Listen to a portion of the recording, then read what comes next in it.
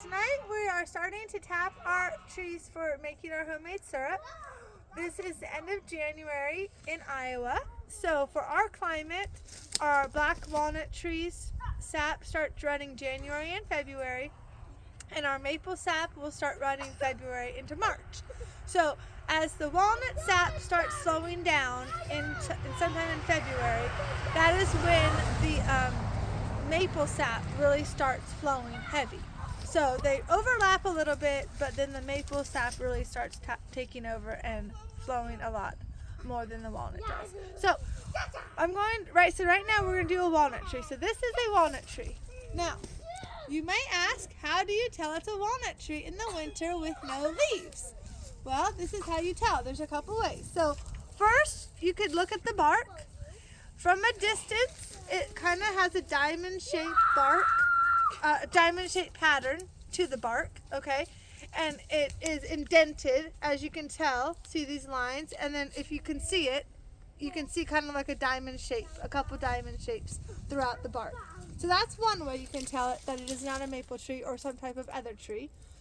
Also, the bark is not like a shagbark hickory that is flaky. So this is not flake off. This bark is not flaky.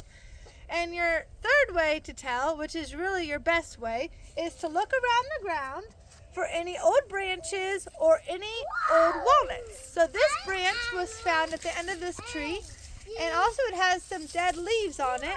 And those, of course, if you know what, well, you might not know, but a walnut tree, hold on, it's stuck here, okay? This is old walnut tree leaves. See how they shrivel up, and in the spring and summer, we can show you what they look like when they're not shriveled up. But this is what they look like. And then, of course, old walnuts. So there was a walnut on here or around the ground. Let's find a walnut. Hannah, find a walnut for me. There's a walnut. So we have old walnuts. So look around the ground of the tree that you're going to tap. And if you see old walnuts, you see the branch with the old leaves, you see the bark, you know it is a black walnut tree. So now we're going to go on to tapping the tree. So you want to tap them on the south side of the tree is the best. You want to look for where a root is coming up to the bulges. So you want it above, so you want to line it up to the root on the bottom and then up to a branch. So there's a branch, right? So this right here is where we are going to tap it this year, down here a little bit, okay? We had tapped it on here last year. I believe this is our hole right there from tapping it before. Yeah, right there. See our hole? Okay, from last year. So we're just going to come down here. Now the reason this is the best thing to do is because the sap runs up during the day, down at night to the roots. So the best time to do this is 40 degrees during the day, 20 degrees at night is when your best sap flow, because it's going up and down the best. So I marked this drill bit. It's about an inch and a half, so the hole doesn't have to be that deep. Okay, so I'm going to do it right about here. And you want to do it at an angle, so then it comes down, the heat, it comes down, it makes the sap come down. It compresses it, and then it lets it go. When it gets cold and when it gets warm, that's what makes the sap go up and down. Okay, so I'm going to do it right here.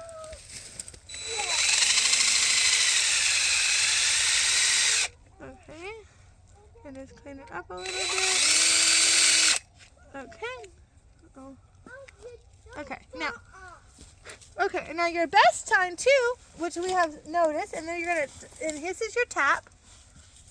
Also, when you're doing this, it may have to be a little deeper because you want to get through the bark. So make sure when you pull your drill out, you see some whitish yellow wood, because that means you've gone through the bark, because you got to get into the tree, of course, okay? So now this is the tap. This is what a tap looks like. So this part is going to go into the tree, and this is where the tap flows out. So Hannah's going to hammer this into there at an angle like we said. And you want to tap it in there. You don't want to, so it stays in. And you want to make sure the tap is in there pretty good, so the bucket and the heavy sap doesn't pull it out of the tree from the weight of it.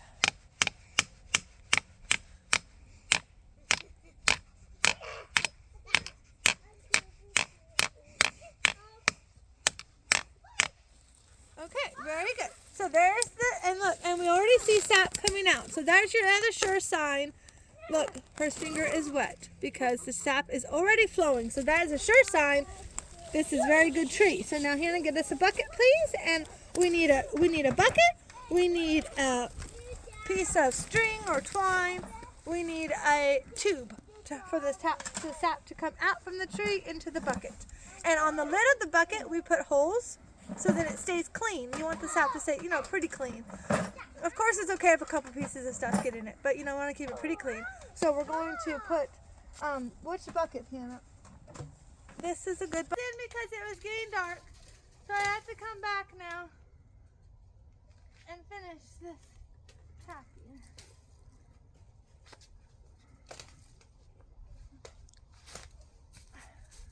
Okay, so now, over here.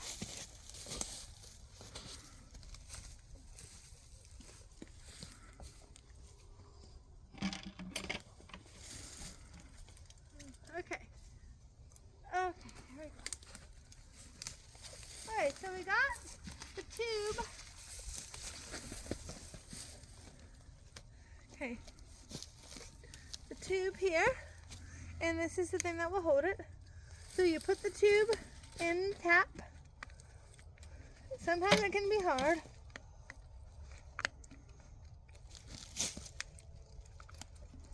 Can you hold this in? Thanks.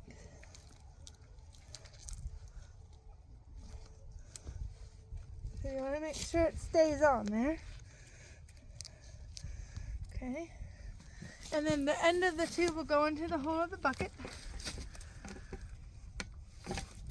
And you want to use food grade buckets. So these are food grade buckets that we use. Okay, and these are, then you put this here. So because if the sap is heavy, it could pull the tap off. So we normally like this to touch the ground, but this one isn't long enough. So we're going to have to fasten it here to the bucket, to the tap.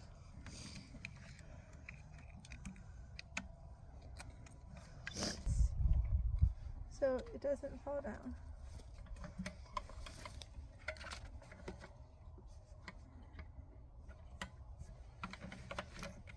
And these buckets are 2.5 gallon buckets. Okay.